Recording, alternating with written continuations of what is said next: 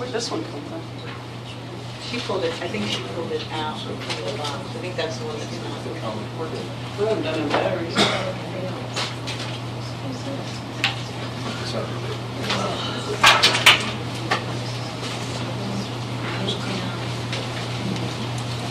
You ready? Yes. Close enough?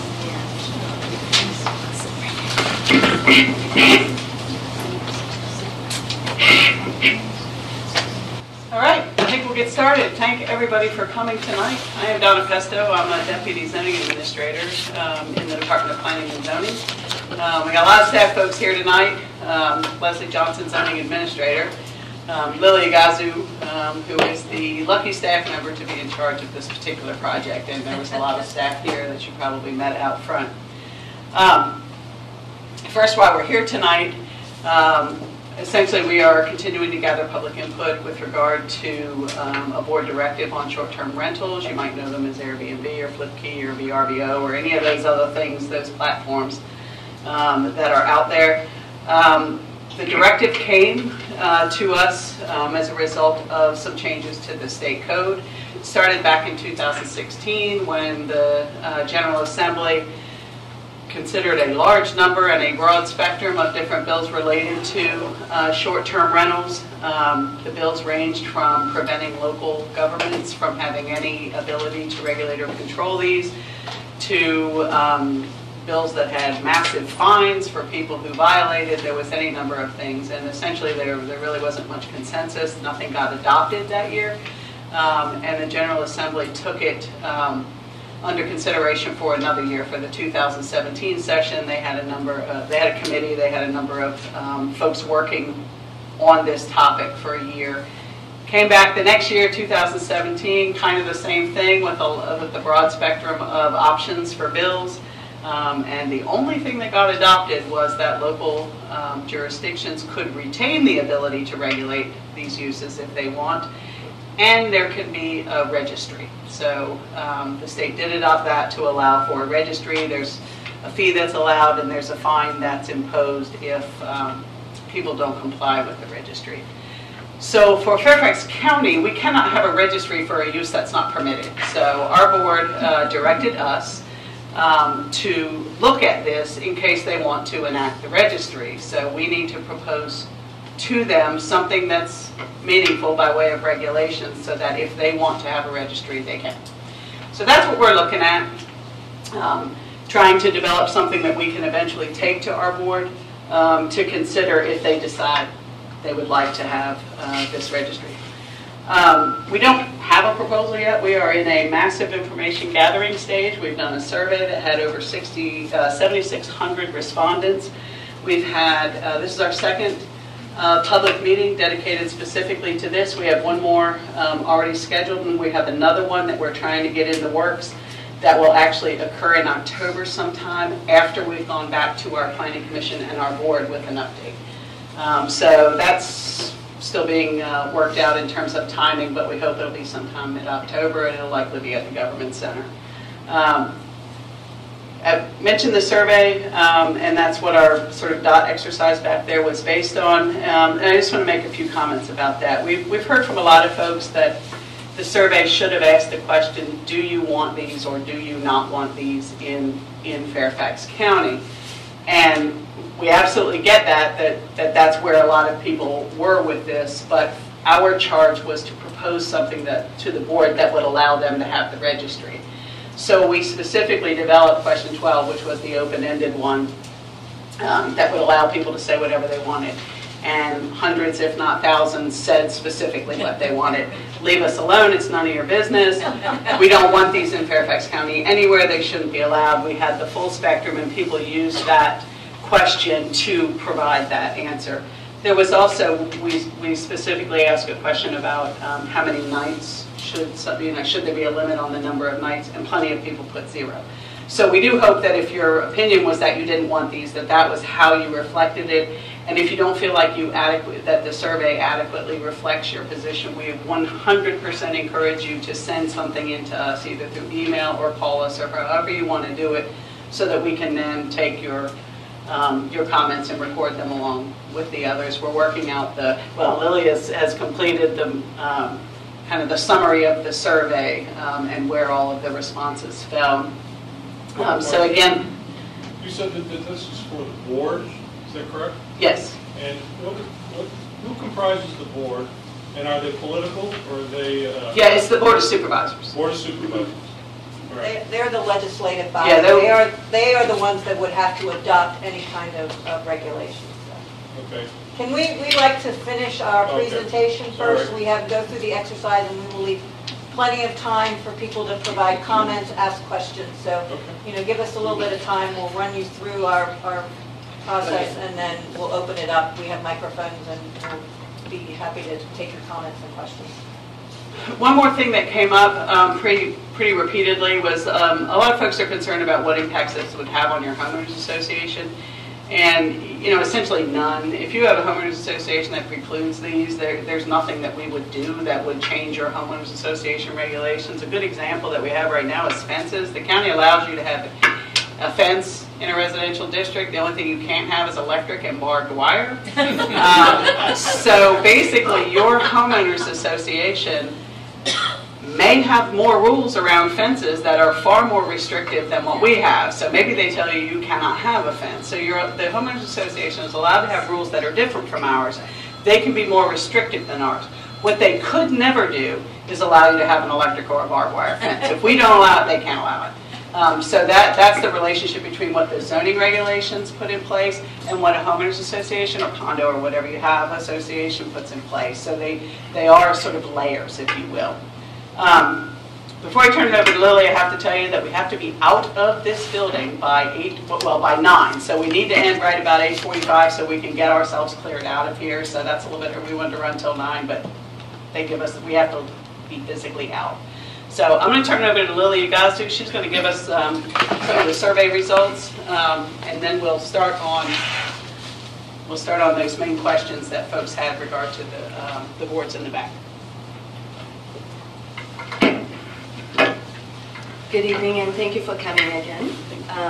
So as Donna mentioned, we had a survey that ran from June 19th to August 31st.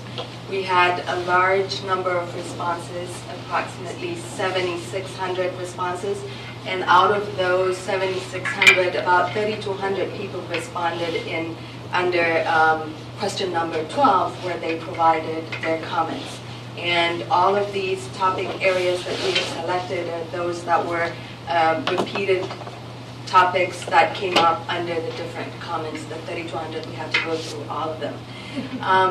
This summary is a brief summary that tells you the percentages of the response rate for each question. So the first question basically asked if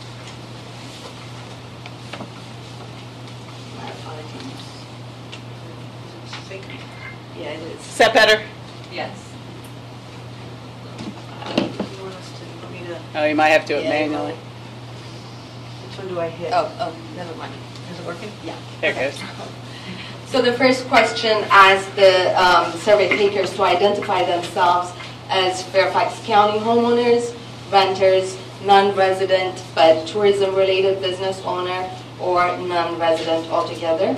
And the overwhelming majority responded in saying that they are Fairfax County homeowners. That's about 93% of the, if you can see how many responses we had, 7,671. And this question determines the next question, which is to identify your zip code. If you selected that you were a resident of the county, then it would ask for a zip code.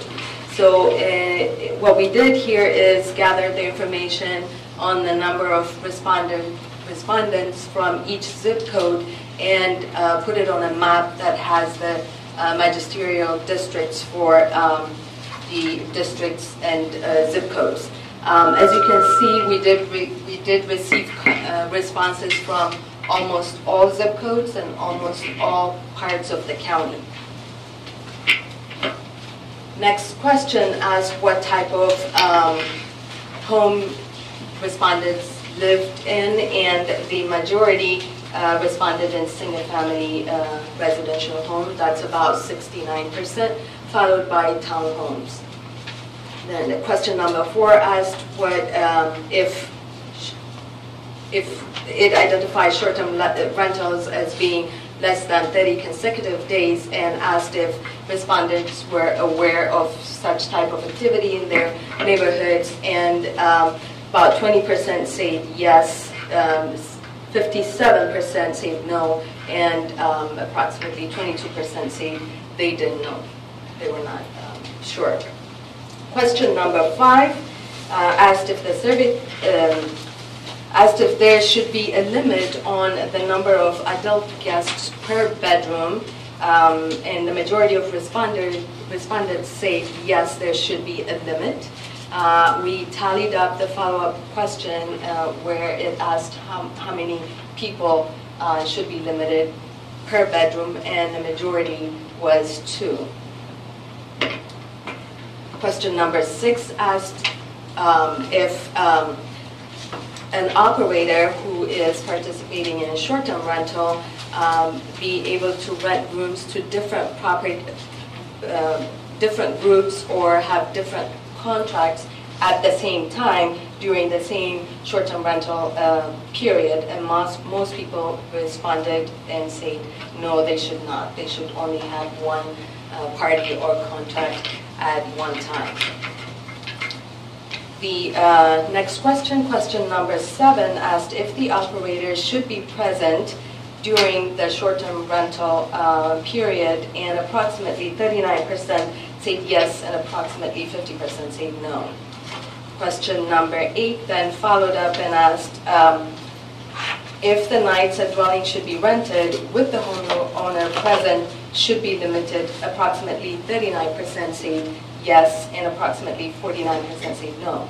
The suggested number of days ranged from 1 day through 365 days, with most of the responders limiting to 30, 45, and 90 days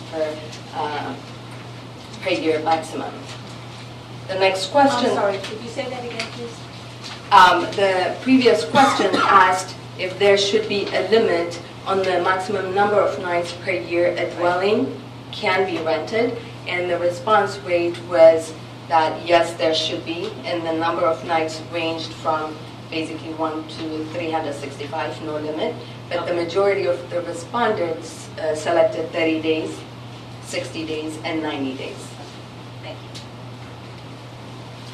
Question number 9 asked if the county should limit the number of nights per year and overnight maybe rented as a short term if the homeowner is not present, and 57% said yes and approximately 33% no. Again, the suggested number of nights for those that said yes ranged from 1 to 365, and the maximum number again was 30, 60, and 90. But there were other numbers given that were much lower and higher as well. Question number 10 asked if Fairfax County should allow short-term rentals in what type of home, and almost every type of home was selected. The highest selection was single-family residential homes at 81 or 82%, townhomes followed by condominiums, and then townhomes and apartments at 62%, and mobile homes at 44 and 45%. The next question asked if the survey respondent has participated in short-term rentals through a short-term rental website, and the response rate was about 40% said yes, about 60% said no. This is the summary of question number 12, where we asked open-ended question and asked for respondents to put any comments that they have. And we identified these 9 topic areas from question number 12. And the 28% of the respondents said or their response saying that they did not want short-term rentals in Fairfax County, it should not be allowed. Approximately 23% said stay out of this. This is a self-regulating business and it should not be regulated at all. And then approximately 49% said yes, it should be allowed provided certain regulation is put in place, and those regulations should address some of the topic areas that are identified on the board. So this survey is, as mentioned earlier, is one of the tools that we have used to gather information about what type of regulation would be appropriate and applicable to Fairfax County if it were to be approved. But we also are following up with these meetings. We just had one on September 5. This is our second meeting, and we'll have another one on September 25th. And we would welcome any comments through email, phone calls, or any other way. We're also available to meet with you if you requested a meeting with us one-to-one. With that, I conclude my presentation, but we will open up the mics for questions and comment sessions. But before then, I think, I have my sheet here. The survey for this room, essentially we show that most people are concerned with neighborhood character. That got the most. Inspections, complaints, and enforcement is number 2. Number 3 is taxes, income, and revenue. And number 4 is safety and security. So given those topics, we'd like to start the questions with things that relate to those. And Leslie and St. Clair are going to be in these aisles. So if you want to say something, it was a little bit chaotic last time we had one of these meetings. So we're hoping people will come down into the middle. Or actually, there's a mic over there too. So if we could come to one of these folks and we'll just start taking questions If and you can comments. come in and just get out of your seat, come here. It's just easier than, What's wrong with this one? it's easier than, I don't think I need this. go ahead anyway. All right. Really, mine was not a question to start off. It was a comment. You said one of the things that came out of the General Assembly was just sending it back to Fairfax to get Fairfax to have local rule. Frankly, that's the most important thing that I see. We as a community can decide now. So, Correct. So to me, that's just important, and that's, I guess it's because I was part of that fight. So don't take this for granted, folks. Make sure your voices stay heard. That's all. No, I think that's a good comment, and that's why the board has asked us to take a look at this, because we do, I think, have a window of opportunity right now for the localities to be able to kind of figure out what's right for their community and to craft regulations that would fit. And again, the board is the ultimate, Board of Supervisors is the ultimate authority on that process, and we're going to provide an outline and some concepts and some recommendations as we move forward after we've kind of had these meetings, and then with options, and we'll have a robust dialogue. I would also note that no change to the zoning ordinance can take place without public hearings before both the Planning Commission and the Board of Supervisors. So, and it gets advertised and it gets noticed, so there will be ample opportunity for, additional comment. Hi, a couple of questions. How many properties are listed on HomeAway, Airbnb, and Flip Key in Fairfax County? We don't really have any way of knowing that because they don't really give you addresses. So But they give you a pretty good idea. a bubble, yeah. No, the bubble in most cases, unless they're close to a property line. Yeah, you we know what would you're probably supposed to estimate a couple thousand. Okay. And how long have there been vacation rentals in Fairfax County? That I don't know. We just started working on this. So. Well, because the websites will tell you how long people have been members. So, how is it that the county? When did the county issue the? I guess you issued the determination, the definition of a dwelling unit.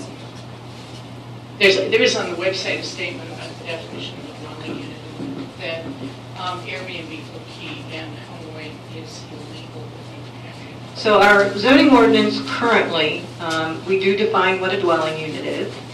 And the dwelling unit talks about permanent occupancy. This is transient occupancy, and we have consistently across the board always interpreted transient occupancy to be less than 30 days. So units, accommodations for transient occupancy under our zoning ordinance in Fairfax County is considered a hotel motel or a bed and breakfast. We do also have provisions for,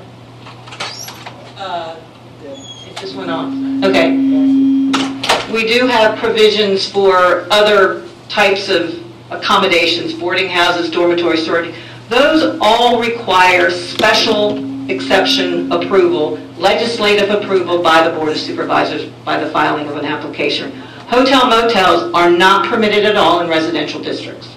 So that bed and breakfast, which is up to 5 rooms in a home, where you have an operator, either the an owner occupant or a lessee that runs the operation.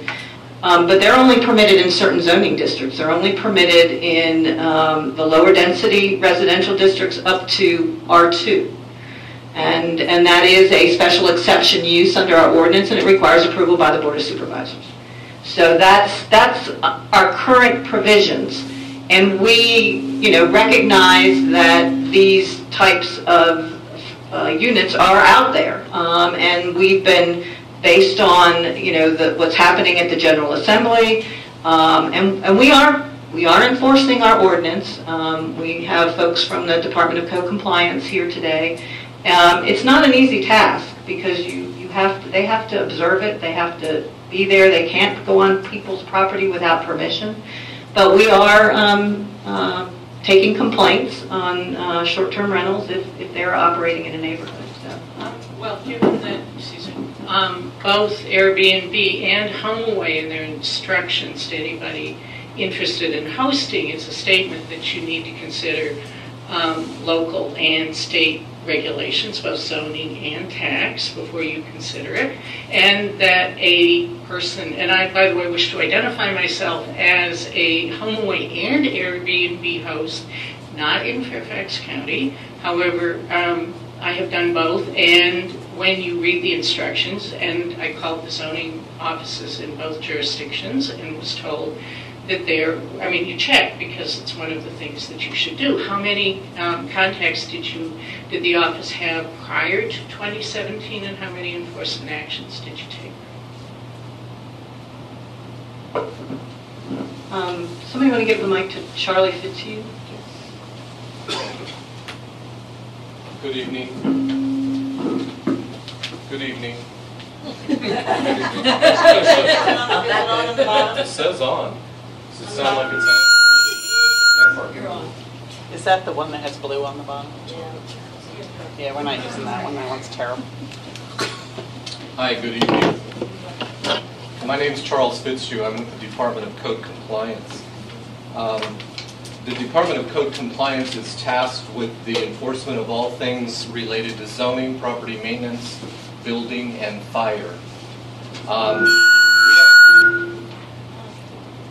We have a relatively small county agency. We have 33 investigators, and we work approximately 7,000 to 10,000 cases per year. DCC, Department of Code Compliance, is a complaint-driven agency, which means we do not go out and look for violations. Rather, we wait for a formal complaint to be made to our office. At this time, as Leslie, Donna, and this young lady have mentioned, short-term rentals are currently illegal in Fairfax County.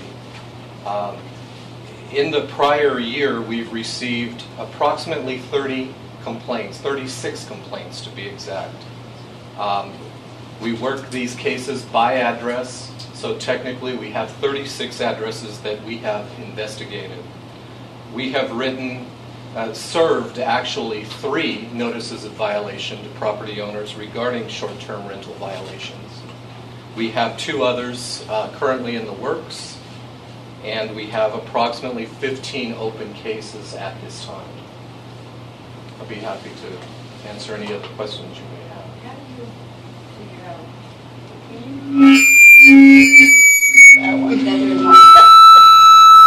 You can come up. The question, I just yell, this thing's horrible. the question was, how do we determine that there is a violation?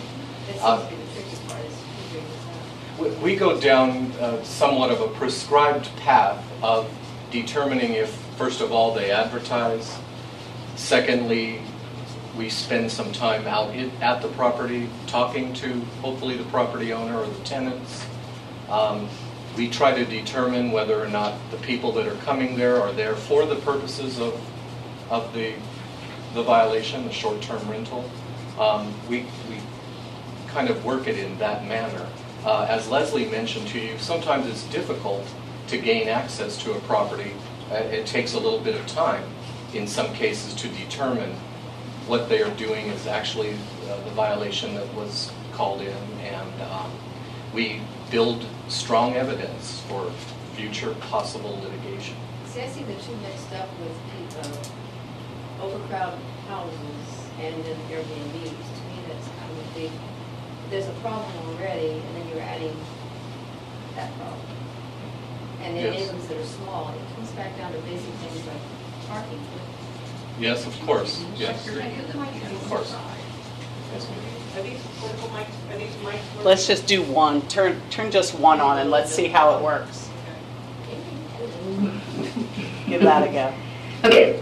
Oh. It's working. I don't like my voice. Now, I was just curious because we're in a smaller, older neighborhood and we do have overcrowding, and then I do think I've just learned that there is an Airbnb.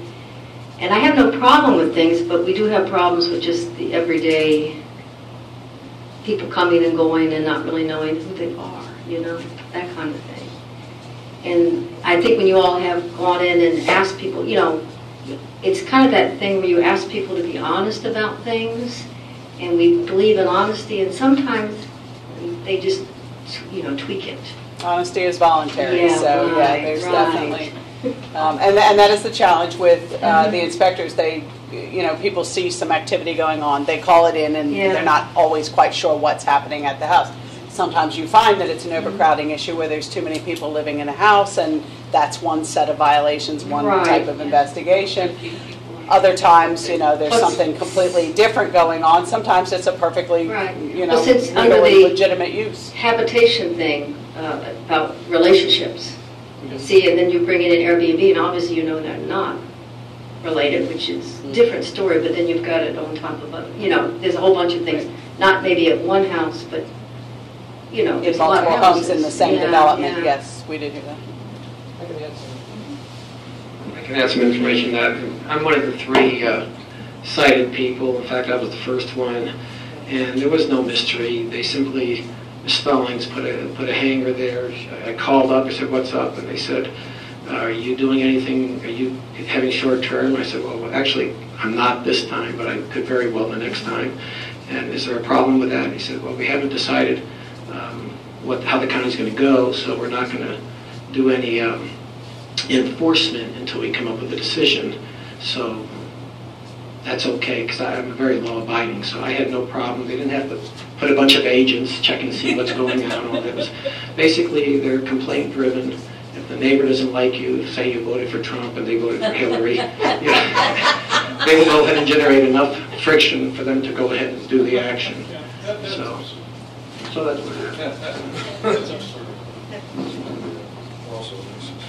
I haven't, it is loud, I haven't heard this brought up yet, and I am not against this. I'm so far very interested in and maybe interested in being an Airbnb host. My question is, though, I am concerned about investors using their property for Airbnb. I personally would like it just to be the person's primary resident. Yeah, out of the survey results that we got, most people thought that the operator should be there while the rental is occurring. and that there may be some lesser number of days that, of whatever number of days you're allowed to do it, there should be some lesser number of that maybe you can host it in a situation where you're not on the premises. And we did hear in some of our comment sections some of the freeform stuff where people said this absolutely should not be used by investors. It needs to be accessory to a full-time occupancy of the home. So we did hear quite a lot of those comments. So those were the comments, because that was Correct. one of the questions. No, Okay. no, our original survey had a whole lot of questions, and we were basically told nobody's answering this survey because it's going to be too long and nobody's going to take the time to do it. So, and then we also thought that we were actually leading people into, are you concerned about parking? Well, of course I am, So we took a step back, tried to make our survey as generic as possible to get to the questions that we want to answer if there's going to be limits. And then we had that sort of free-form section where we got literally everything you can imagine was written up in that free-form part. I just want to make Well, wait a minute. there's just a comment on this, on her response, that she Well, said. I mean, I'd like to go through, and that's why we wanted people Wanted to. to make Sure. sure that there's factual. No, that's fine. You'll get it. Okay. Hi, I am an Airbnb host. I've been hosting for 2 years, and nearly all of my rentals have been long-term. And I'd like to address the safety security side. And I'm not quite sure how it became an issue, but I'm assuming that there were people responding to the questionnaire, the survey, who were worried about strangers coming in to the neighborhood.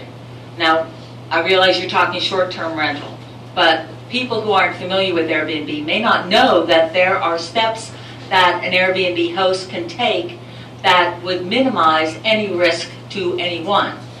And one of them is that you don't allow something called instant book, where the host has no clue who's going to show up at their door. In fact, they may not even be in residence.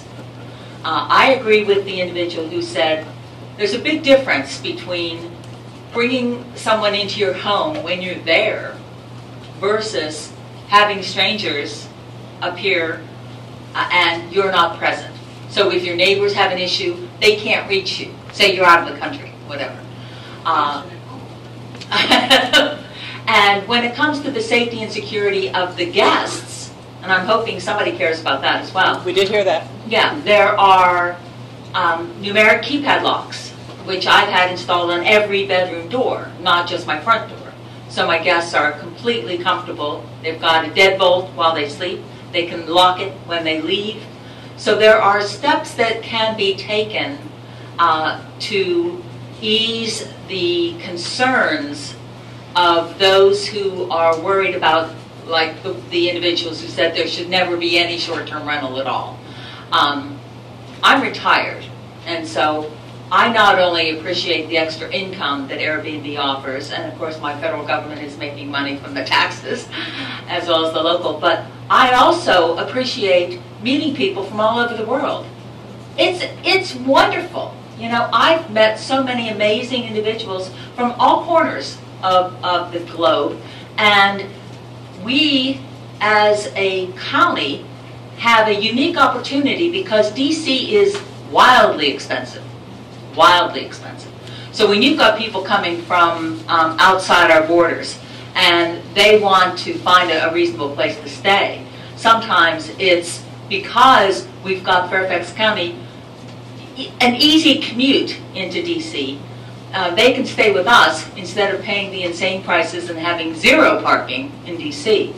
So I would love to see it work out that true concerns, that and overcrowding is a true concern, lack of parking is a true concern, but the concern should be focused on things like safety and security and neighborhood character.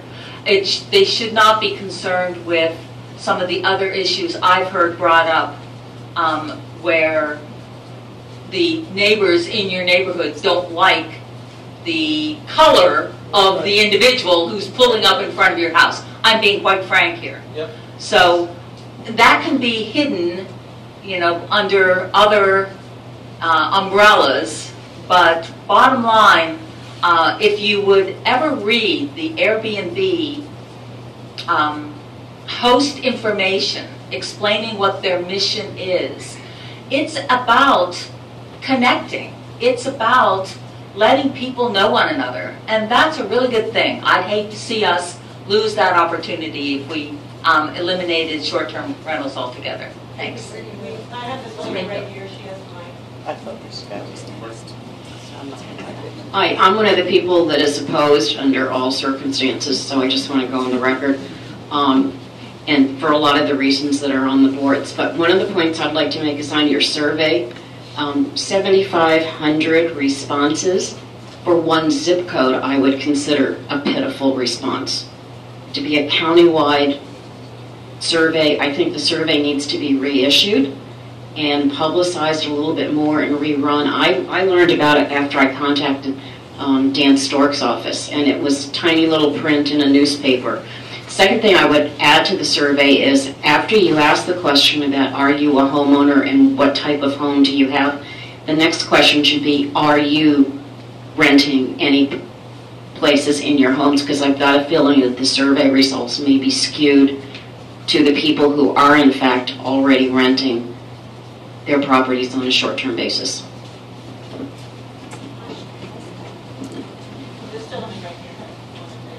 Yeah, I just wanted to follow up. I just wanted to follow up on the mention of the survey response about operators being present. That the survey, at least that I'm seeing, says that majority of people said they know that operators do not need to be present versus they do need to be present. So just wanted to make that clarification. It says 50.57 say no and 38.6 say yes.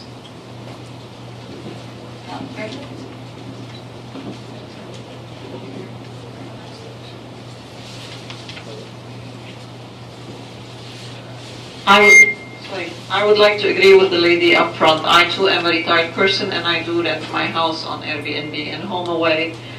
And I think it has been a tremendous experience for me. Not only has it allowed me to survive after I got laid off, but it has allowed me to meet people. I live alone in the house and it's really wonderful to have a presence in the house for those of you who are opposed to it. But more important, regarding safety, we are very concerned about our own safety. Why would we bring in anyone into our house that is dangerous?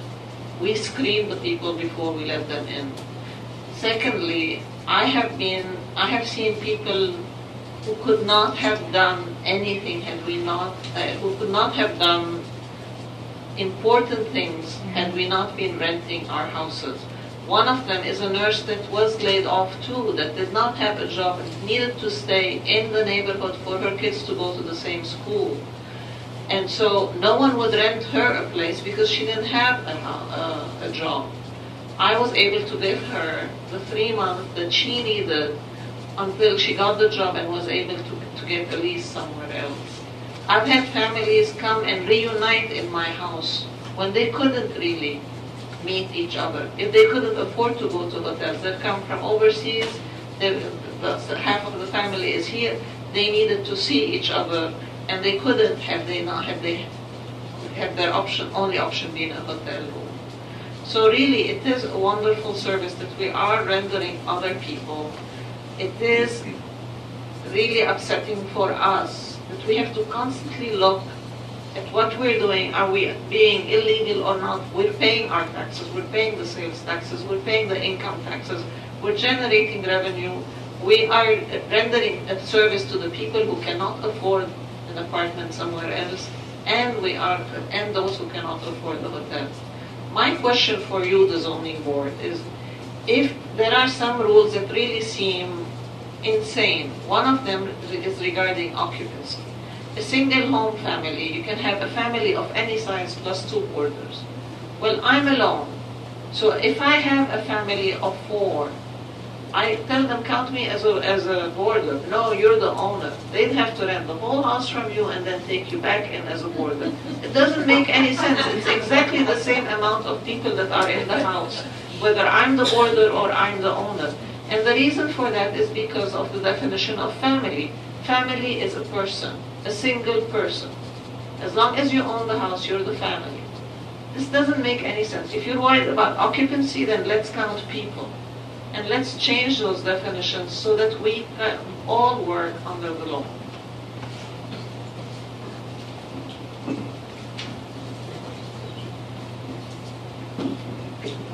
I'm against it across the board, but I'd like to know whether any analysis has been done on property values and whether they go down having a Motel 6 in the residential neighborhood. Has there been any analysis done on that?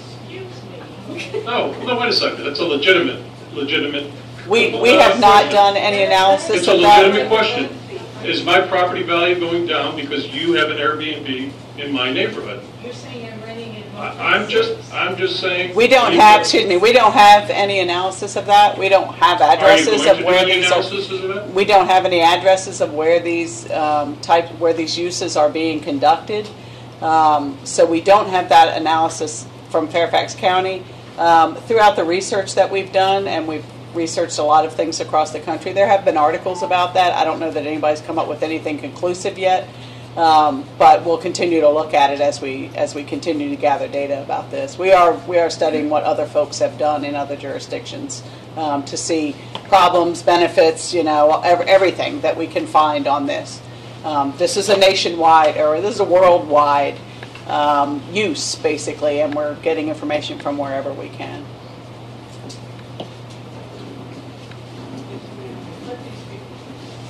I'd like to give everybody an opportunity to speak first, and then if we have time, we can come back to those. Hi, thank you. My name's Tamara, and I live in Fairfax County, and I did take offense when he said Motel 6, because none of my guests would stay at a Motel 6. Right. And I wouldn't have any guests that would stay at a Motel 6.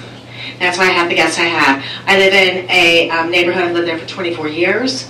It's a 50-year-old neighborhood. It is single-family homes. We all have driveways. I have 2 daughters that are living in Richmond now on their own, living their own lives, graduated from college. I lost my fiance. Rather than lose my house, I started renting out my daughter's bedrooms. And I get professionals. I get people who are doing job interviews for Belvoir. I had a guy who was applying for the Marine Corps band from California. I get tourists from Europe, from all countries. I am a single woman. I live by myself. I feel safer having my guests there. There's not ever a time that my guests are intruding on any of my neighbors. My neighbors like my guests. I mean, and a lot of them are 30 days, actually. That's the other thing I want to say. The difference between 30-day guests and less than 30 days is better. They come and they go, and there are the checks and balances through Airbnb and the other programs that aren't like Craigslist. So I've rented a room. I've rented like a mother-in-law suite in my basement for 10 years so that I could pay my mortgage. Rather than lose my house, I started the Airbnb because those renters that I was getting for a year or 2 were doing a lot more damage to my home. Were a lot more disrespectful, and I would find them on Craigslist or places that weren't regulated, and then you get stuck with somebody. I would, 30 days is, more than 30 days is not necessarily a good thing, so the short-term thing is really, it's fabulous to provide people an opportunity to do the work they need to do. I have government contractors, I have people, they're all professionals.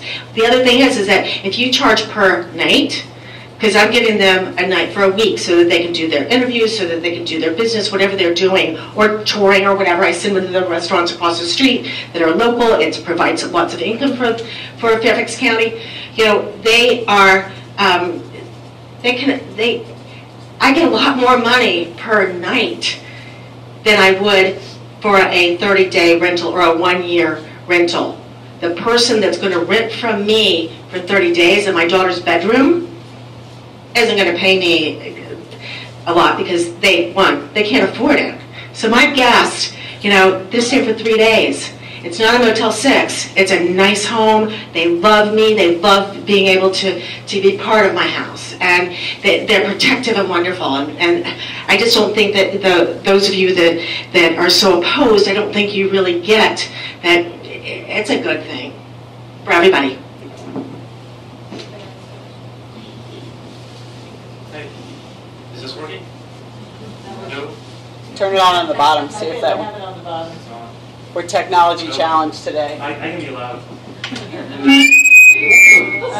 We can only use one, so turn one, yeah, Only one works. only one.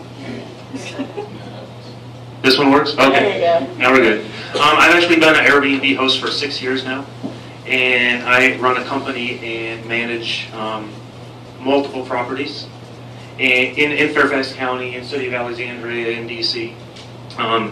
Which honestly, DC's law about every rental, no matter if it's short-term or long-term, you have to have a business license. I kind of really like that. And as someone who's been doing this for so long, I'm asking for some sort of regulation, because what's out there right now is very confusing. And you don't really know if you're doing something right or wrong. So I've always tried to do everything right as we can. So as a company, I've actually applied for a business license in Fairfax County, so I'm also paying a Fairfax County business tax on the rental income that everyone is bringing in, which I know most people probably aren't. So that is one thing that I would really like to see clarified, is how to deal with the taxes that are coming in versus the transient lodging tax or just the business license tax, or so it's fair across the board. Because the county tax is pretty high. I think I'm paying like several thousand a year. We're in luck, because we have Jay Doshi here from the Tax Administration Division. He can help us out with these. Awesome. These questions. But as doing this for 6 years, I actually did a little survey of the people that we bring in. And just as an example, I don't do this as an investment. I don't own any of the properties. Well, I used to do it in my own house. But I work with like military families who are deployed somewhere else. They need me to rent their house for a year. So I'll take over and manage it, as a property manager for a year, or most of them are really military. But doing it as short term is a way to let them leave it as furnished, and it's a way for them to bring in more income than just trying to let it sit open for a couple months until we find someone that can do it and then try to work out all the logistics like that. But the survey was actually the biggest amount of people in Fairfax County we had. About 30% of them were traveling nurses that I know of. That was the biggest amount of people that were staying at the Airbnb properties, was the nurses. About 30% was family members, grandparents coming in, people in the neighborhood looking to rent out a house so their family can stay for Christmas or the holidays or something.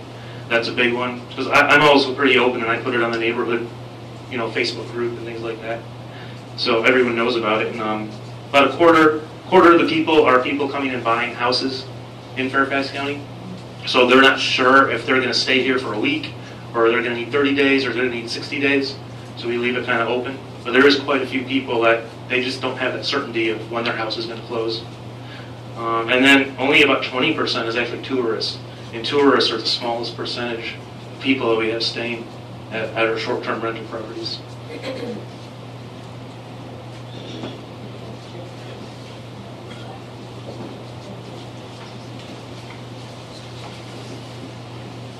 Good evening. My name is Jay Doshi. I work with the Department of Tax Administration. Just a couple of general comments to make about taxes, sort of follow up on your questions. If you have gross receipts that are in excess of $10,000, there is a business license that applies.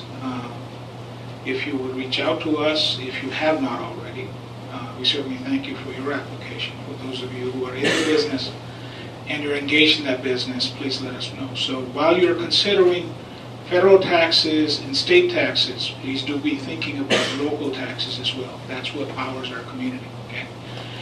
The second piece to mention is the transient occupancy tax, and that is also applicable.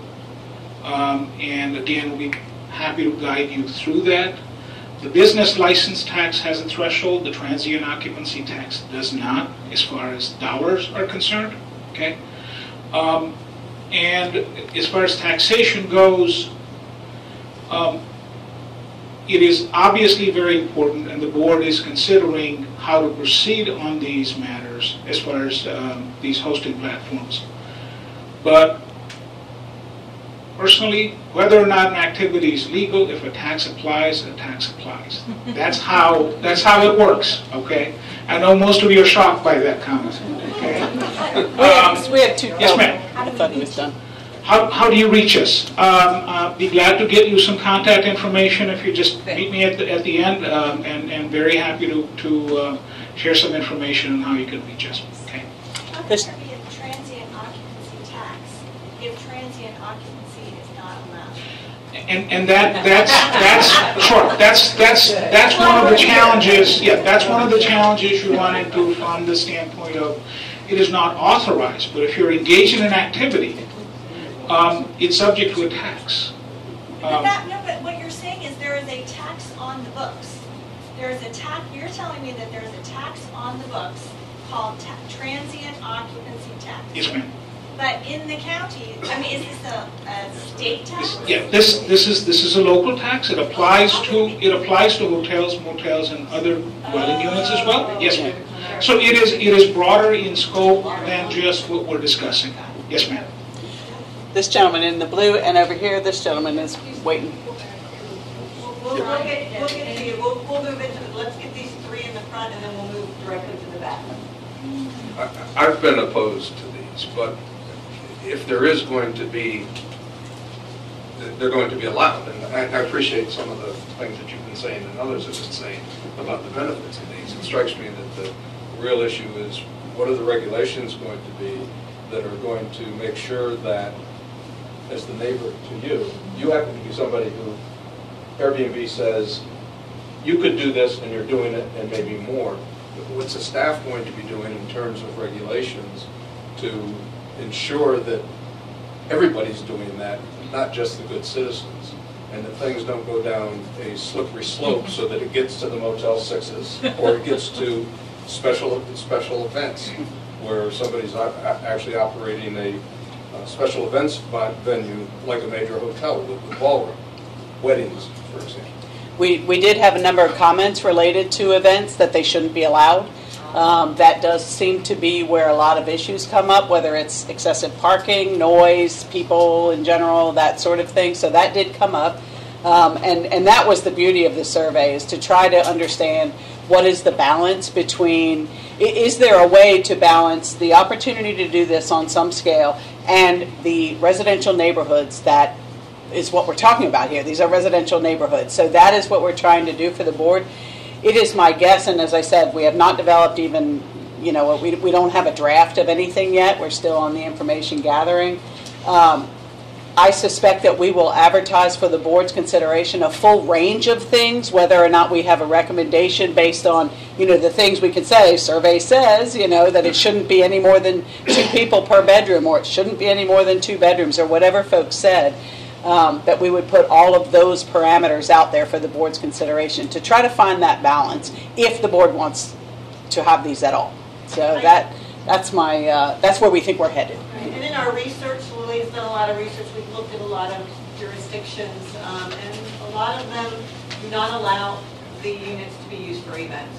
At all, So I think, and that I think has caused a lot of the real concerns with folks that we've heard, that they're using it as a wedding venue, people renting out pools for pool parties. I mean, those are the kinds that don't live there. Everybody says, well, you can come rent my pool and have a party. Those are the things that I think have created a lot of the controversy. So I think that we definitely will.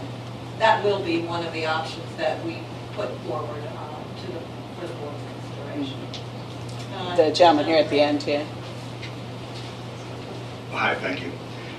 I had an experience last year of someone bought a house across the street with the sole intention of renting it. It's a pretty large house, 6 bedrooms, and our first, pardon? Our first experience was last January when trucks pulled into our dead-end street and filmed a Volkswagen commercial.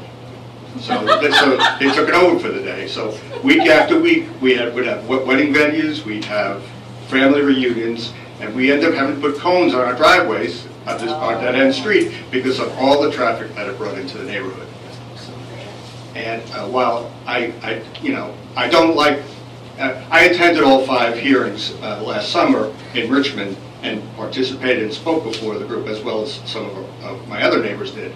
But it's the iteration that it first started out as, where you share a room, is fine, but now it's gotten kind of out of control. And it's become a business, and it's become a big business.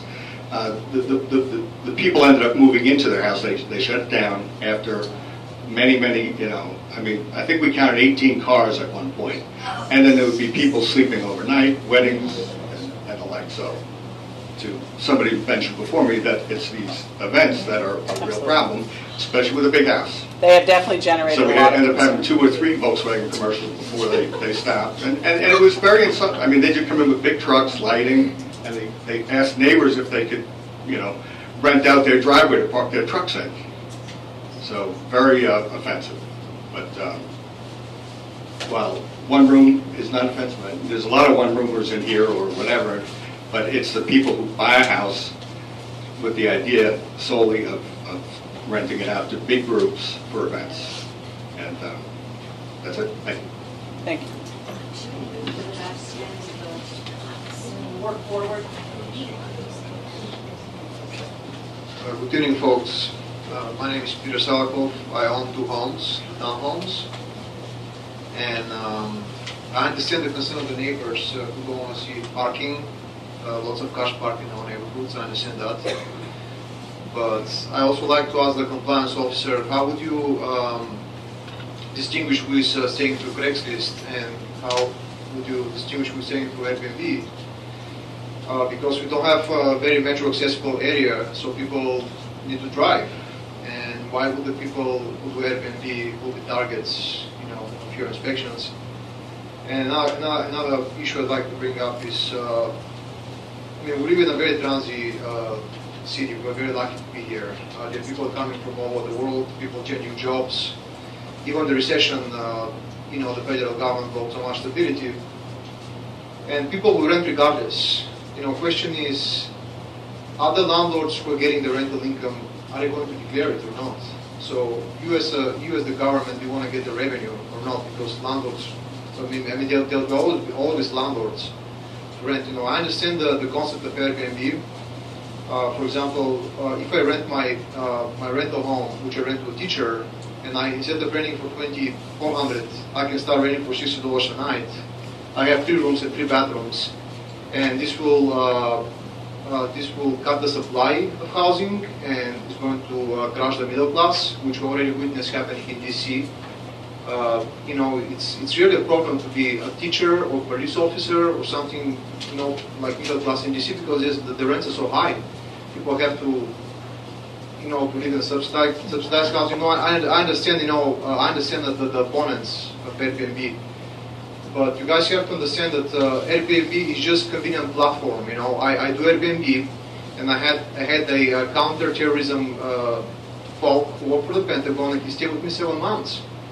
And he paid me around $7,000, and I paid tax on it. I mean, I don't see anything wrong with that. 7 months. Then people changing jobs, coming.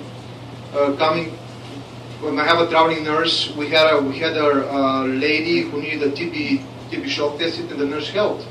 There was a family from London, the family from London of 3 and their friends. So there was a husband, wife, little child, lovely little child, and their friend. And the woman had some medical issue that the British healthcare system didn't cover, so they came to American hospital. They stayed for a month. And they sought medical service in a U.S. hospital. In the meantime, they couldn't afford to stay in a hotel for, 4 people in a hotel. And not only the hospital benefited, that's export for the U.S. If some foreign national stays in the U.S. and pays an Airbnb, because this is an export, this is an export of service. This creates clean jobs. We also have to ask the local businesses. I live near Annandale, on the border between Alexandria and Annandale, and we have to ask the restaurants that that operate there. For example, I'm going to New Orleans, October 7th, October 11th. I look at the hotels in the French Quarter. They're $260 a night. Me and my girlfriend rented a place for $48, a night. And I'm a young person, don't get me wrong. I prefer to spend $50 on a bed, I only need a bed, and spend $100 on services. Who's going to benefit from that? I'm surprised there's no hotel lobby here. If there's a hotel lobby, I understand that they'll be losing money because there's Airbnb hosts. But then we have to ask the taxi drivers: do they like Uber? Do they like Lyft? How about I own a massage business in Washington D.C. at Dupont Circle. There's a service called Soup. They're hitting me. They're competing me. Should we prohibit Lyft? Should we prohibit Uber? Should we prohibit Suits? Why would we be able to get Suits and not be able to get Airbnb? That's the question. Another question I have for the government: when people book, I understand that the hosts, they cannot, hide this transfer, back transfer. They have to declare it. At the end of the Airbnb, declares to the IRS and to the local government. So my question also is, when Airbnb guests comes to our neighborhoods, they also pay taxes, like some kind of tax to the government, right? That directly goes to Fairfax County, correct or not? Because when I book it in New Orleans, I pay 10% tax, to the city. For the transient occupancy tax? Occupancy tax, which goes to the local teachers, to the local police officers and firefighters and so on and so forth. I just, and I think it's about the British Council to say amount. They helped me clean up remember the huge snowstorm we had 2 years ago? Yeah, they helped me clean up my neighbor's house. She's Korean, she lives with her mother who is old and she was kind of sick. And, I started talking to them. I'm from Bulgaria, another fellow European, this and that. We exchanged wines. And they told me, I was walking through somebody's house and I apologize for trespassing their property. And the host said, you have such a nice accent, you can do whatever you want, So they were from London, so I only hope this is not turning into a racial thing, because people don't want to see, different people. Because I personally, I don't care, so pretty much consider, Have a basic question. Let me answer one thing, because I think we've talked about this a couple of times. Any rental for more than 30 days, it doesn't matter if you've done it through one of these platforms, that is not a short-term rental. Correct. So anybody who has tenants, at that point, a tenant, you have a tenant for 30 days or more, 1 month, 3 months, 10 months, whatever it is, that is not a short-term rental. What any change that we end up proposing is going to relate to is only those rentals that would occur for a period of less than 30 days. So if every rental you have is for a period of more than 30 days, you are not a short-term rental. You can use Airbnb, VRBO, Craigslist, whoever does those sorts of things. You can use every one of those things to find your occupants, but that is not a short-term rental. By definition, once you've rented for more than 30 days, that's occupancy of the home. So it's the short one that matters. As I already said, I have a spa in Washington D.C. and of course we have to advertise. Every business here is super competitive. We all know that. The tons of restaurants, tons of Saturdays, tons of services, salons and everything. So let me tell you something. It clearly matters the channel we use to advertise, it really does. We like to use Yelp, we like to target the upper middle, professionals, upper middle class professionals, versus, Craigslist, As a landlord, I rented both on Craigslist and Airbnb. Let me tell you that the difference of the folks who come to our neighborhood is staggering. You can imagine Craigslist for some reason attracts, I do apologize for the word I use, creepy people, I had very bad experience, I had to defend myself, I had a tenant who sued me. My friend Michael knows about it, he was supporting me. That's my best friend Michael. So he was suing me in Fairfax County. I was found not guilty. The day I was found not guilty, he went to Maryland and sued me again. So I ended up spending $50,000 defending myself. That was last year, the first of the Craigslist. So it really matters. I'm just saying we can use the platform. I understand there should be regulations. There are always rotten apples, in the bunch. Always. So there's always somebody who wants to make party and trash his house. Well, the people who don't, I love my house, and I like foreigners and I like experiences. And if I'm able to rent in New Orleans, why will other people take advantage of this, of our beautiful community? We have the best Korean restaurants in Annandale. Let's ask if you want to have Airbnb people. Thank you. Those are comments we received in the open-ended comments as well. Good evening. I just want to say that there are Airbnb hosts and short-term rental hosts all over the world. I've lived in Fairfax County for over 20 years, and I don't think Fairfax County should be any different. My question, I'm getting confused. Everything sounds great, except what does the county get out of this? Are you not making any money off of this? Only to the extent that there's a tax. The mic will come back to you.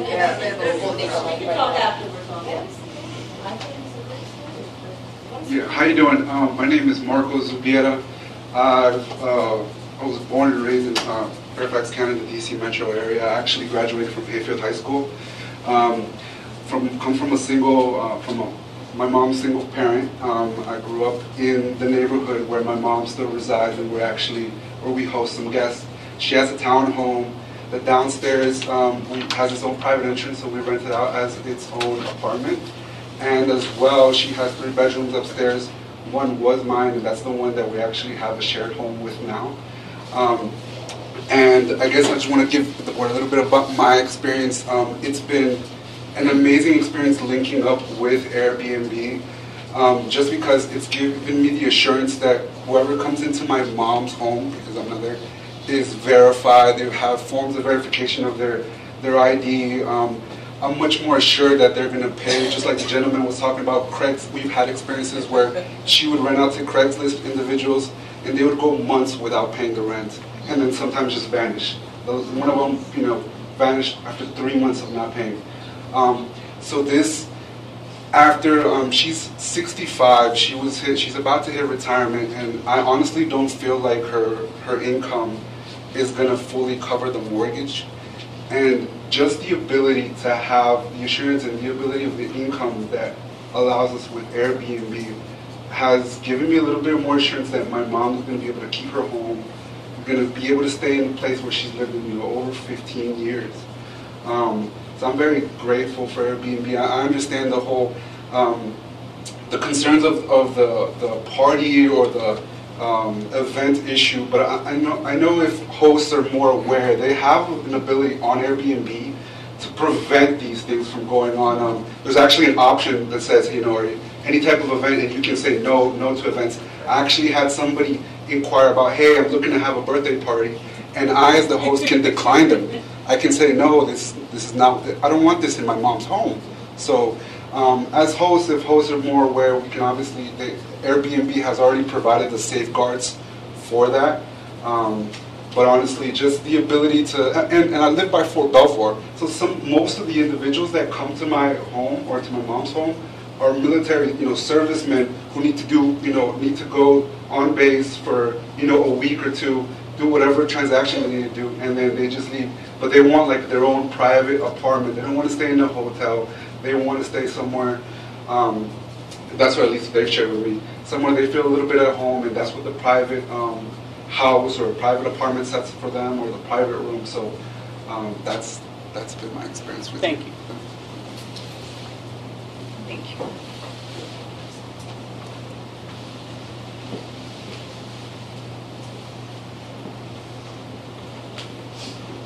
So sometimes I get people from the neighborhood who are renovating their houses and do not want to be in the mess.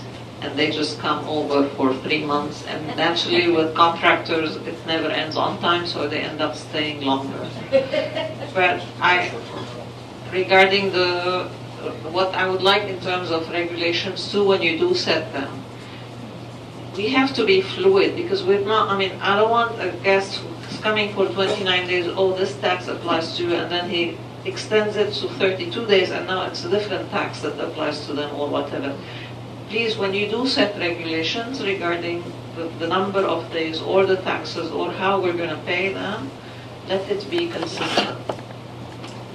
Does that make sense? Absolutely, yeah. Thank you for that. Thank you. There is also one thing related to taxes. Can I finish this? Related to taxes, I had one, again, Military family who came and stayed for 4 months, and they said after 3 months you don't have to pay sales tax. and I had to look up, they pointed me to the regulation. So anyone staying less than 3 months has to pay a sales tax, which I charge and I pay, and anyone over 3 months, they do not have to pay a sales tax. So again, there's a discrepancy there, and if we can make it easier for all of us, it would be better. We'll be working with Jay's crew to sort all of that out. Is there anybody who hasn't asked a question yet who wants to? Any first timers? Yeah, right there. When I travel, I usually go to bed and breakfasts, and I'm wondering now how this Airbnb or this process you're talking about is different than a bed and breakfast, like a bed without the breakfast. So, does Fairfax County have? I'm sure they have rules on bed and breakfasts, and I don't know how many you have, and why isn't this treated like that? Except you don't get a breakfast. Actually, yes, under our current regulations, we do have a special exception use for a bed and breakfast. It's only allowed in zoning districts of single-family detached up to the R2 district. It's not allowed in any other kind of dwelling. It's a special exception application. It's limited to no more than 5 rental rooms, and there's a few other rules attached to it. And the application fee is $16,375 just to apply for that application. So we currently have 0 operating in Fairfax County. We had one that was approved in 1980 something, and we think it operated for a number of years, and it has since stopped operating. We don't have any others. So as part of this process, if we are going to create something around this short-term rental, we will very likely also be looking at that bed and breakfast application to find out if there's not something else we can do instead of $16,375 application fee and the other regulations that are attached to it. So we do have it. It's not practical, which is why you don't see them.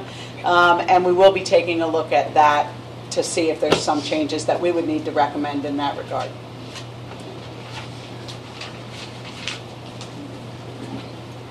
Hi, my name is Nick. I own a small painting company here in Alexandria for many years. I got married 20 years ago and had 4 children. We grew over the years now, and because of that, I bought other homes. So I own 6 houses. 5 have been rentals for many years to many transient people that live here for 2 to 3 years for work. The economy got harder for me, so I started the Airbnb in one of my houses a year ago, and it has been very, very good for me and my family as far as finances.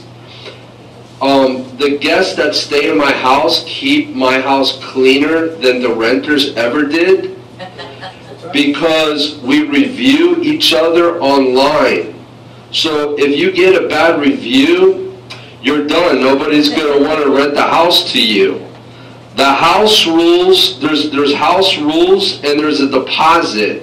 You know, no Airbnb host, the majority of us, want to be able to let anybody throw a party at our houses because we know that will create more damage and you're going to be in the hole than, you know, it being positive for you. You know, so not having parties or weddings or special events at a house, I think is fair, you know, especially for parking. I totally agree with that 100%. And that's, you know, one of the reasons why I don't allow parties at my house.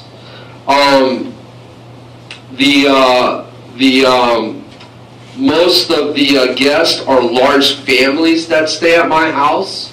They're large families with children.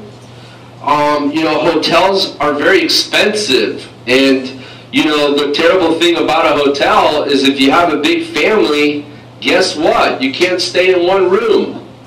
You have to rent 2 hotel rooms. You know, you're on vacation with your wife and you can't even sleep in the same bed together. You know, because you have to get 2 rooms. I mean, you know, that's pretty, you know, inconvenient. You know, let's see, okay, guys, I got to write some notes here. That's what's great about Airbnb, you know, that the family can be together, and, you know, if the family wants to cook, you know, they can do that. you know, and it's good for the economy because these people that come in, you know, are going to the grocery stores, they're buying groceries, they're going to the local restaurants in the Fairfax area. You know, it's a very positive thing for everybody. I don't see how it would affect the value of your home if I'm doing Airbnb next to you. I mean, this is a great area. It's a strong economy. I mean, the people that stay at your house, I mean, you know, everything's normal. Nothing's abnormal about people that are staying at your house. You know, they leave in the morning, okay? They go about their business in the day, and they come back in the evening. They have dinner. They go to bed. It's normal, just like having anybody else next to you. I don't see the difference. You know, and as far as affordable housing, you know, I don't see the effect on that because it's such a small percentage of us. You know, does anybody know what the ratio is? Does anybody know how many Airbnb people really are in Fairfax County? I mean, most people can't do this. Most people don't want to do this. You know, it's a small percentage of people. So I don't think it should be, you know, this big thing over a small percentage of people that are bringing business into the economy. I have no problems registering. I have no problems paying taxes. I have no problems paying a special insurance for short-term rentals. I have no problems with that. You know, that's fair. And all I'm saying is that, you know, restricting on how many people or how many nights you can rent your house out without being there, you know, that's not fair because that would, you know, blow me out. I wouldn't be able to do it because it's not worth it to try to rent your house out for 6 months. You know, nobody's going to rent your house out for 6 months. So that would be a problem for me, you know. I have no problems, maybe an investor who doesn't live in the country, yeah, that person shouldn't be able to do it. I agree 100%. Because if you did have a problem, how are you going to get a hold of the owner? That's fair, you know. So, you know, I just want Fairfax County to be fair about this. I don't want you to hurt us who are trying to make some extra money to take care of our families, you know, pay off bills, you know, and it's not fair to tell these big families, because most of the people that come into my house are big families with children. You know, it's not fair to tell these people, I'm sorry, but you can't come to Fairfax County anymore because you're not welcome. You know, what is that? That's not right, you know? So, you know, I just want Fairfax County to, you know, regulate it. I agree, you know. Paying taxes, all that, totally understandable. That's fair, no problem. But just please don't hurt us. Don't put all these tons of regulations and restrictions on it that are going to prevent people like myself to be able to do it. And I think people like myself who have 5 rental properties should be able to do 5 houses. And that's all I wanted to say. Thanks. Is there anybody else who has not spoken yet? John and... Hi, I'm John Clark, the district chairman of the Code Compliance Committee. I'd like to ask, first of all, I want to be fair. I'd like to ask if you could raise your hand, how many people live here in Fairfax County that are operating short-term rentals? Raise your hands, please. Does it matter where? In Fairfax County. Charlie, you want to take the names here? All these people who have their hands raised are engaging in illegal activity. I want to be fair, so make sure that Charlie gets your name. As a code compliance chair, I'm not looking for your tax dollars. I'm looking for compliance. I'm asking you to respect our ordinances, our laws here, not to come in and try to overturn them with your corporate, multinational corporate partners. As to code compliance, I like government. I don't have a problem with government. I like all the people, all the staff here. They are great people. But I can tell you that with code compliance, they have some serious veracity problems. Is the other inspector here? Was here last time? No, I was here. But she said that they do take phone calls and they do code compliance on the weekends. That is a lie. It might be technically true that sometimes they do that, but I can't tell you how many times I have called to complain on a weekend, and I call, it might be 3 days, 15 hours a day of parties, loud, amplified music, 15 hours a day in our neighborhood. It was once a very stable and established neighborhood. So I call, and I've done this many, many times on the weekend. I get the answering machine. The answering machine says, please call back on Monday. I get a call on Wednesday or Thursday. They go out and inspect a week or two later, and what do they discover? There's no violation. Okay. This is what they do over and over again. Complaint driven. If you want to design a system that's going to fail, you make it complaint. That's the first thing you do, is make it complaint driven. The second thing you do is you make sure that if complaints, notices of violations are issued, that nothing happens. That they might do their work, not that that will ever happen.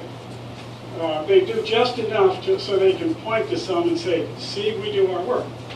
But we see neighborhoods all over the place just running down the blight that is continuing. And it seems, my conclusion as a code compliance chair is it's intentional. I would just like to clarify, Mr. Clark is not a county employee. You missed the Mason District. He is the Mason District Council, which is an HOA group, and you are the code compliance chair of that homeowners association.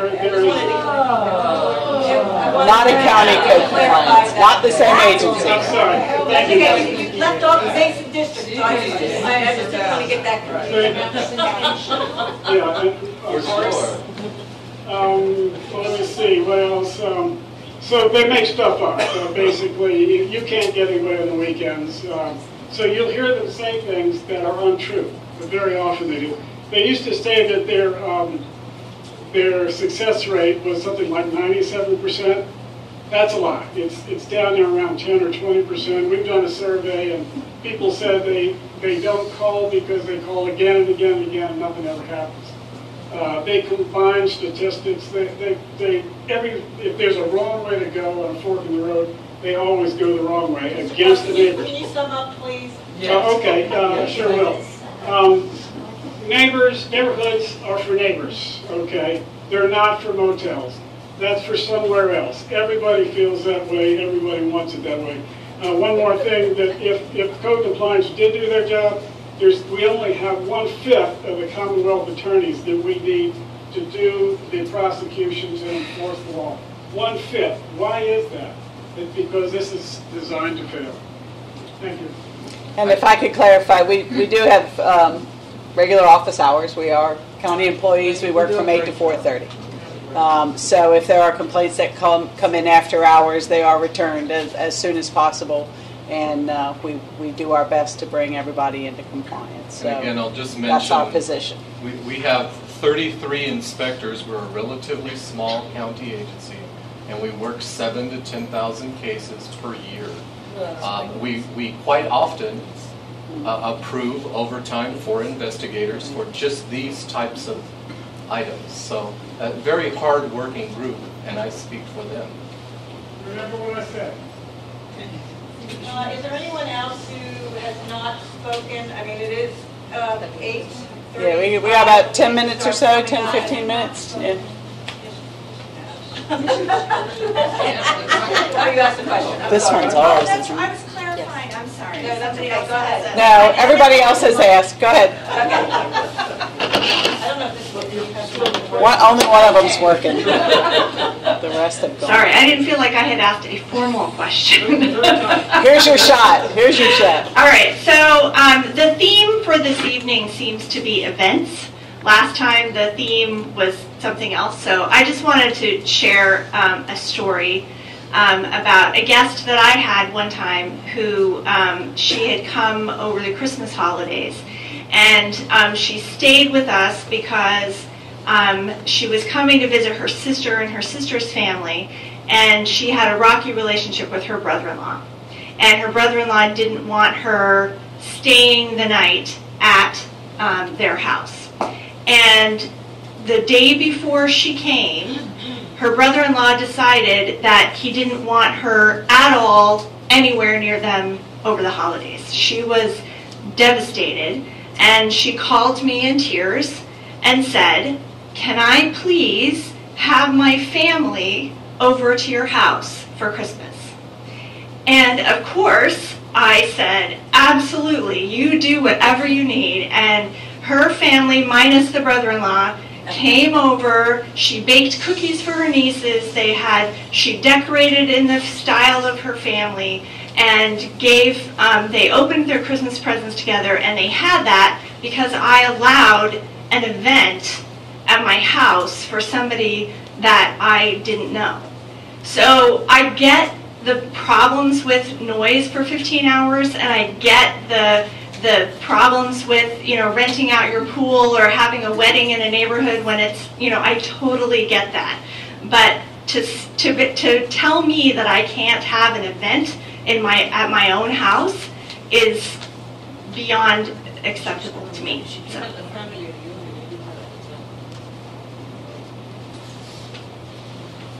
Yeah, the wording support. So I just want to say that I've been living here in Mount Vernon for 18 years now, and I've seen the neighborhood change in some cases for the better, in some cases definitely for the worse. And I think while I appreciate everyone's stories, but not all of us are comfortable with strangers in our homes or strangers in our neighborhood. So from my perspective, I come from New York, from Long Island, and one of the things that we fought against for many, many years was what we call the Queensification of our neighborhoods. Because when we start adding more people, more density, that comes with more problems. And then, yes, this area tends to be transient because it is DC. However, I think we should value our neighborhoods and the history behind them and what we have established over the years. Because I would hate to see that disappearing if we start having more and more either Airbnbs or just this, because to me, I see this as sort of a gateway to just having folks come through our homes, come through our neighborhoods, and I'm hoping that whatever regulations Fairfax County comes up with, they're also fair to the folks that have lived here or are planning on living here and raising their families and their children here, so they don't continually see this parade of individuals coming through our neighborhoods. So whatever is discussed at the county level, I guess the main question is, what is the character of Fairfax County going to be in the future? What do we want our county to look like? Do we want it to be like Queens, New York, for instance? Or do we want it to be a place where we're stable, we have good schools, we have places where people feel safe? So I'm looking at it more holistically from where, yes, maybe the trend today is Airbnb, Uber is happening, and all these things are going on in the world, and it's convenient, and if you're alone, believe me, I understand that as well. It's nice to have folks to meet and do that. But for me, the question is, what's the future? What are we looking at for Fairfax County for the future? Before we answer any more questions, I would like to introduce two elected officials that we have with us. Supervisor Dan Stork of the Mount Vernon District and Delegate Mark Sickles, delegates here. So thank you all for coming and listening to this interesting discussion. And I think your point was, before we close up, I do think your point was very well taken. And I think as zoning officials, and that's kind of what we're charged with. We're charged with, trying to balance, maintaining the neighborhoods as places where people want to live with these new kinds of economies that we're seeing coming through. And I think that's where the board has asked us to take a look at it, because I don't think we want to close our doors to that. It'll be up to the board to decide. But I think there are concerns about, do we want to have our neighborhoods change from long-term, where people live for 20, 50, 30 years versus somebody's in and out, 5 times a week. And I think what we're trying to do here with our survey, with having these discussions, because I do appreciate having the balance of hearing both sides. It sounds like most of you who are use Airbnb or are currently hosts on, and I don't want to keep using Airbnb, but it's all of the platforms. Expedia, I mean, it's not just Airbnb. That's the most convenient one to deal with. But I'm sensing that the most of you that are here live in your home when you are having guests. Is that? I mean, I'm not going to have Charlie take names. But that, so I think that's kind of what we're looking at. That I think there's a really different character when you're living in your home, and you have a vested interest in that. So we're going to try to present a balanced approach. I mean, a decision's going to have to be made, and somebody's going to be on the end that probably doesn't like what gets adopted. I mean, that's kind of the whole part of life's regulations. We never make anybody happy, but if we can kind of get the majority, then I think we've done our job. So with that, So we got time for a couple more, maybe? A couple more questions. And everybody's hands go up. This one right here has not had a chance to speak. Right here. I'm a homeowner in Fairfax County. I was born and raised in Fairfax County, and I strongly agree with this lady has said. So I would like to know, since we have the Mount Vernon supervisor here and Delegate Mark Sickles is here, I'd like to know if there's going to be a task force put together that would be comprised of homeowners and I guess individuals who are currently engaged in short-term rentals. But like you said, I believe, and from what I've heard, there are an awful lot of these rentals that are actually not short-term.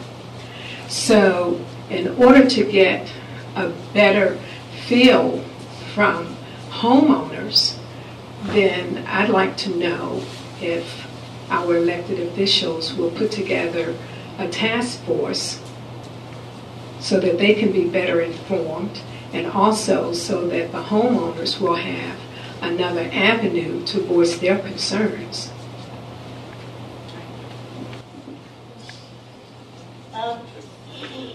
I think that's why we're all here, and that's why the board has asked us to kind of do this outreach and get information from folks. There was a task force down at the last summer at the Housing Commission. Right, Housing Commission, and to be honest, they couldn't come up. There wasn't consensus on how to approach it, and so. Excuse me. Ms. Chandler, who asked code enforcement to whether they were doing the job, he's recording you. He's probably going to get your neighbors. Contact them, and let me tell you, that's been my experience in Northumberland County. I am not with code enforcement. You're going to identify them. I know you're not. I don't want to tell you what you're. But I think we are going, and maybe that's. I think maybe what we can do is sum up where we are and where we're heading. We do have several other meetings scheduled, and so there will still be ample opportunity for people to submit calls, but I think we need to wrap up. So Lily, do you want to conclude with where we are and what our next steps are? So as mentioned earlier, our next meeting would be on September 25th. It would be at the Drainsville Governmental Center, again 7 o'clock, and it would be the same format, but then we will have a presentation before the Land Use Process Committee of the Planning Commission on the 28th, and we will be going back to the Board of Supervisors Development Process Review Committee on October 3rd. These two meetings are open to the public, but they're not public hearings, so there will not be any public comments received at these meetings. In the handout that is provided, we do have a link to the website that has information on short-term rentals website that we have created, and that website will be updated with future hearing dates and the future public hearing dates. And my email address is also on there, So you can email your comments, questions, or any other information you need. You can ask me by sending an email or calling us directly. Thank you for coming out this evening. We do have to leave the room by 9 o'clock, so we're going to end the meeting here. But thank you all for your comments, and we look forward to hearing from you again. Thank you.